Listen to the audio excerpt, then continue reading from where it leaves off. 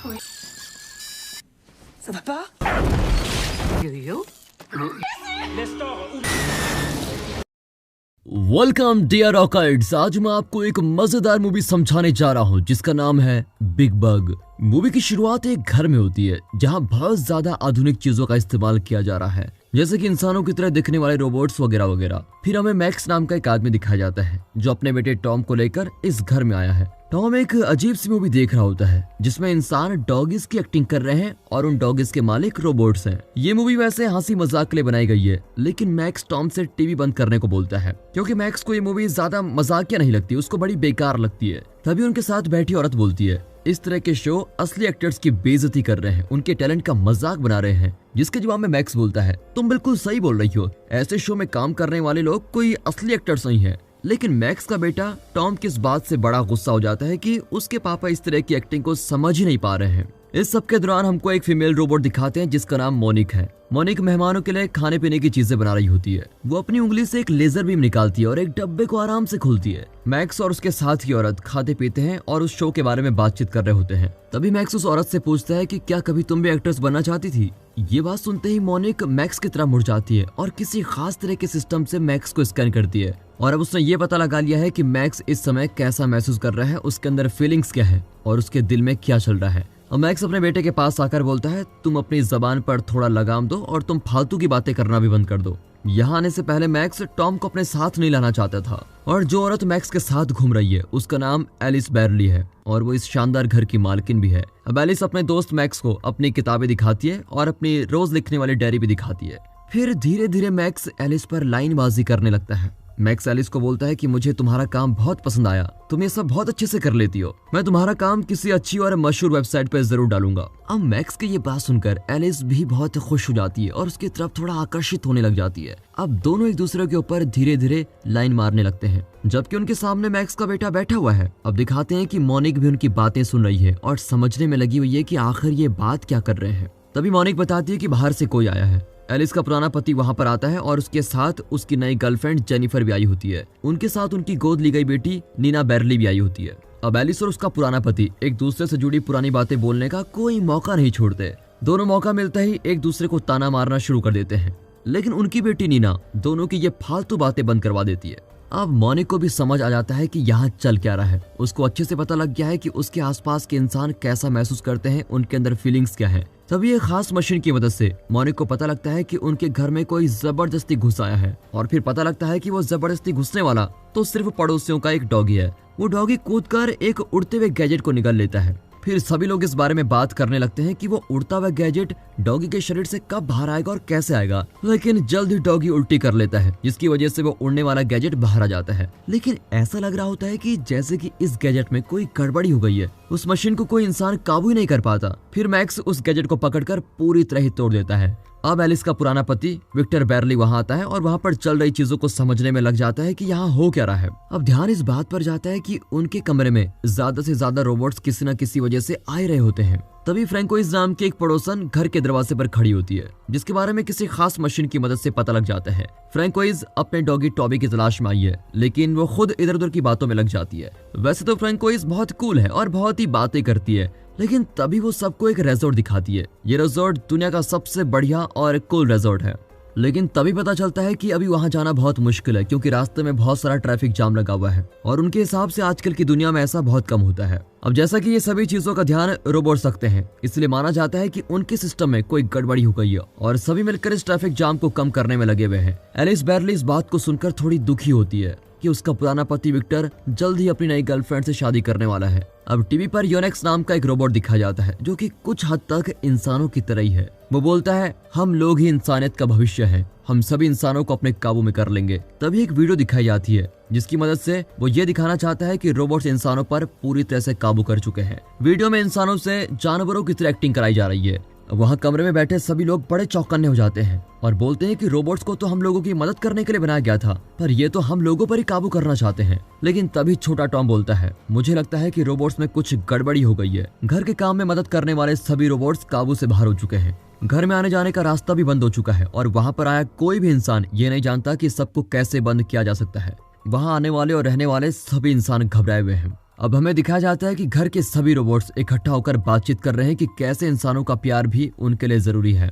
वो लोग योनेक्स से जुड़े खतरे के बारे में जानते हैं, इसलिए वो सभी रोबोट्स इंसान की सुरक्षा करना चाहते हैं। घर का सबसे जरूरी रोबोट आइंस्टीन बाहर आता है और सभी सिस्टम को दोबारा से शुरू करने की कोशिश करता है। वो सभी इंसानों की तरह काम करने की कोशिश करते हैं, लेकिन वो रोबोट्स ऐसा बिल्कुल नहीं कर सकते। तभी पता चलता है कि कोई भी यहाँ से बाहर नहीं जा सकता, क्योंकि गवर्नमेंट ने सभी की सुरक्षा के लिए किसी खास तरह का लॉकडाउन लगा दिया है। अब घर में फंसे हुए सभी लोगों के बीच में घबराहट बढ़ती जाती है। इस सब की वजह से जेनिफर मोनिक पर हमला भी कर देती है। सभी लोग जेनिफर की इस हरकत को देखकर अब भड़क जाते हैं। उसका होने वाला पति भी उसको समझाता है कि देखो, तुम्हें इस तरह की हरकतें नहीं करनी चाहिए। फिर रोबोट आइंस्टीन इस सब लड़ाई झगड़े को रोकने के लिए इधर उधर की बातें शुरू कर देता है। तभी टीवी पर यह बात पक्की कर दी जाती है कि रोबोट्स के सिस्टम में कोई गड़बड़ी चल रही है। अब घर में रुके सभी लोग ये सोच रहे होते हैं कि आखिर दरवाजे को खोले कैसे, क्योंकि घर के बाहर एक हैंडल लगा हुआ है जिसकी मदद से मेन दरवाजा खोल तो सकते हैं, लेकिन कोई भी ऐसा कर नहीं सकता क्योंकि सभी तो घर के अंदर फंसे हुए हैं। अब घर में फंसे सभी लोग अपने सोने के लिए कोई खास जगह ढूंढते हैं। मैक्स और एलिस अकेले जाकर सोना चाहते हैं, लेकिन सभी लोगों को अलग अलग कमरा देना बहुत मुश्किल है। इसकी वजह से सभी लोगों के बीच दोबारा से झगड़ा होने लगता है। एलिस इस सब की वजह से बहुत ज्यादा गुस्सा हो जाती है। फिर मोनिक को दिखा जाता है जो कि इंसान की फीलिंग्स का कुछ ज्यादा ही इस्तेमाल कर रही है और मैक्स के कुछ ज्यादा ही करीब आ जाती है, लेकिन मैक्स इस सब से डर जाता है और वहां से भाग जाता है। दूसरी तरफ साफ सफाई करने वाला रोबोट फ्रैंकोइस के करीब आने की कोशिश करता है। अब नीना और टॉम नीना के कमरे में बैठे हुए बातें कर रहे होते हैं। तभी अचानक टॉम नीना को किस करने की कोशिश करता है, लेकिन नीना ऐसा कुछ नहीं करने देती। यहाँ मैक्स और एलिस को अकेले में रहने का मौका नहीं मिल रहा होता है। जेनिफर इस घर में फंसे रहने की वजह से बड़ी पागल ही होती जा रही है। उसका बॉयफ्रेंड विक्टर अपनी गाड़ी को तेजी से घर के दरवाजे पर टकराता है, लेकिन उसका ये प्लान भी बेकार साबित होता है। अब उस कमरे में बहुत ज्यादा गर्मी होने लगी है और इस वजह से सभी लोगों के बहुत बुरे हाल हो गए हैं। अब टीवी पर एक प्रोग्राम दिखाया जाता है जिसमें इंसान और रोबोट्स एक दूसरे से बहस कर रहे होते हैं। रोबोट्स अपने इस बात पर अटके हुए हैं कि इंसान रोबोट्स के काबू में ही रहेंगे। अब इंसानों जैसा दिखने वाला एक रोबोट जिसका नाम ग्रेग होता है, वो दरवाजे पर खड़ा होकर अंदर आने देने को बोलता है। फिर सभी रोबोट्स के हाँ बोलने पर मोनिक दरवाजे पर खड़े इस रोबोट को अंदर आने देती है। वैसे ग्रेग फ्रैंकोइस का रोबोट है। ग्रेग बताता है कि फ्रैंकोइस के घर पर योनेक्स रोबोट आया था जिसने टॉबी को मार दिया था और मुझ में भी बदलाव करना चाहता था। ग्रेग अचानक ही सभी के सामने फ्रैंकोइस के साथ गलत हरकतें करने लगता है, जिसकी वजह से फ्रैंकोइस ग्रेग को बंद कर देती है। अब ग्रेग के बंद पड़े शरीर को स्टोर रूम में बंद कर दिया जाता है। दूसरी तरफ नीना बैरली अपने कमरे में टॉम को किस करती है। फिर सभी रोबोट्स ग्रेग को ठीक करते हैं और वहां चल रही सभी चीजों के बारे में समझते हैं। तभी ग्रेग बोलता है कि तुम सभी को थोड़ा मजाकिया बनना पड़ेगा। सभी रोबोट्स रिबूट हो जाते हैं जिससे उनमें कोई नई खासियत आ जाए। इस सब के दौरान एलिस मैक्स से मिलने के लिए कुछ सेक्सी कपड़ों की तलाश में लगी हुई है। सभी रोबोट्स एलिस की लाइब्रेरी में जाकर किताबें पढ़ने में लगे हुए हैं।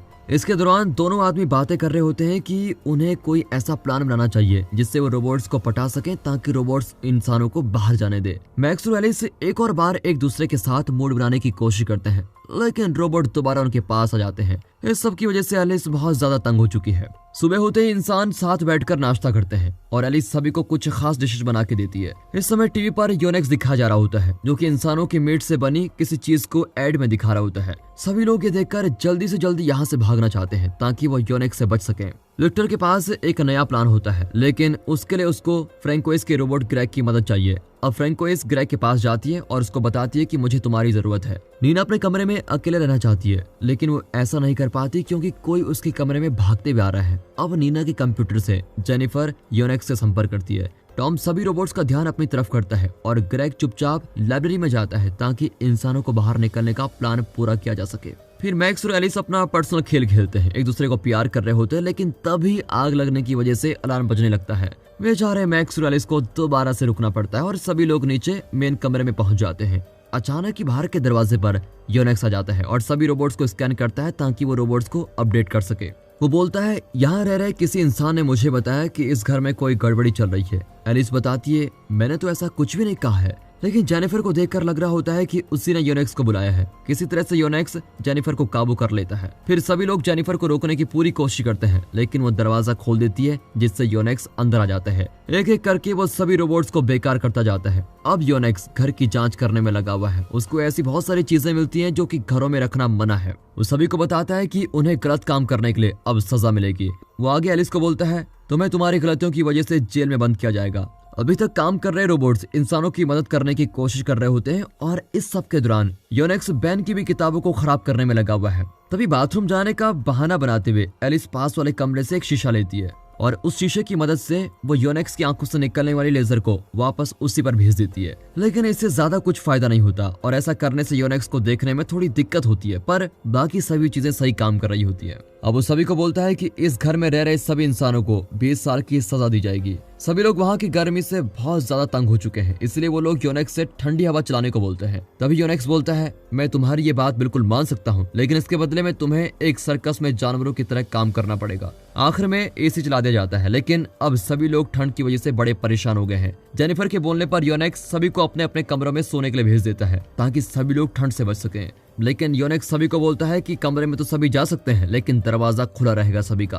अब सभी इंसान और घर के रोबोट्स मिलकर एक नया प्लान बनाते हैं। सभी कपल्स एक दूसरे को प्यार करते हैं। मोनिका एक बहुत अच्छा प्लान बनाती है। अब मैक्स को दिखाया जाता है जो कि अभी चल रही टेंशन की वजह से सेक्स भी नहीं कर पा रहा है और गुस्से में वो उल्टा फुल्टा बोलने लगता है।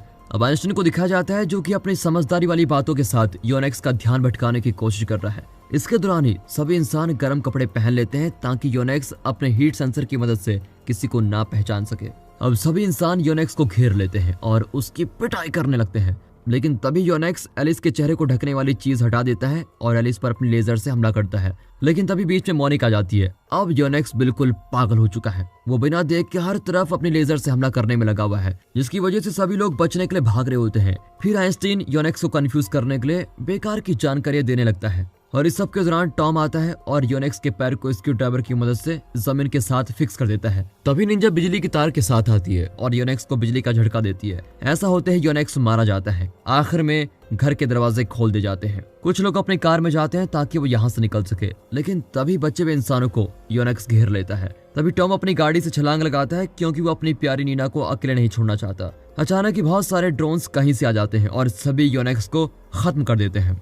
तब टीवी पर बताया जाता है कि किसी एक योनेक्स रोबोट की गलती से सभी योनेक्स रोबोट को खत्म करने के ऑर्डर दिए गए हैं। योनेक्स के जाने से सभी जगह खुशियां हो जाती है। विक्टर और एलिस दोबारा से एक दूसरे के करीब आ जाते हैं और एक दूसरे के साथ रहने लगे हैं। टॉम और नीना एक दूसरे को पसंद करते हैं और वो भी साथ साथ रहने लगे हैं। उनके सभी प्यारे रोबोट्स को वापस से ठीक कर दिया जाता है। और दोस्तों, इसी के साथ ये मूवी यहाँ पर खत्म होती है। दोस्तों, जाने से पहले आपको एक ऐसी मूवी सजेस्ट करना चाहता हूँ जिसमें एक आदमी आगे 2 मिनट बाद क्या होने वाला है वो फ्यूचर पहले ही देख लेता है और फिर कैसे वो अपने सारे काम निकालता है इस फ्यूचर वाले टेक्निक से। देखिए इस मूवी को जिसका नाम है नेक्स्ट। बाकी दोस्तों मिलते हैं अगली वीडियो में, तब तक के लिए गुड बाय, अपना ख्याल रखिएगा and finally thanks for watching.